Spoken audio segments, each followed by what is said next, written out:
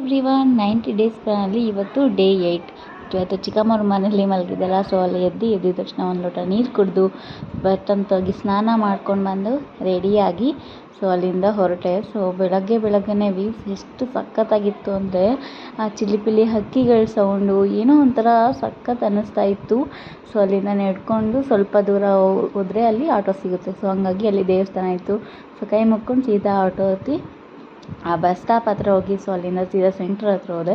So ಸೆಂಟರಲ್ಲಿ already ಎಲ್ಲರೂ ಬಂದಿದ್ದರು. So ಇವತ್ತಂತೂ ಚೆನ್ನಾಗಿ ಅನ್ನಿಸ್ತು. ಸೊ ಅಲ್ಲಿಂದ ಎಲ್ಲ ಮುಗಿಸ್ಕೊಂಡು ಸೀದಾ ಮನೆಗೆ ಬರೋಷ್ಟೊತ್ತಿಗೆ ಸಂಜೆ ಆಗೋಗ್ಬಿಡ್ತು. ಸೊ ಪಾತ್ರೆ ಇತ್ತು. ಸೊ ಪಾತ್ರೆ ಎಲ್ಲ ತೊಳೆದು ಇಲ್ಲಿಂದ ಬರಬೇಕಾದ್ರೆ ಸೌತೆಕಾಯಿ ಮತ್ತು ಸ್ವೀಟ್ ಕಾರ್ನ್ ತಂದಿದ್ದೆ.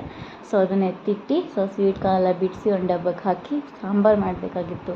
ಸಾಂಬಾರು ಮಾಡಿಕೊಂಡು ಸೊ ಎಲ್ಲ ಕೆಲಸ ಮುಗಿಸ್ಬಿಟ್ಟು ಮಲ್ಕೊಳ್ತಾ ಇದ್ದೀನಿ.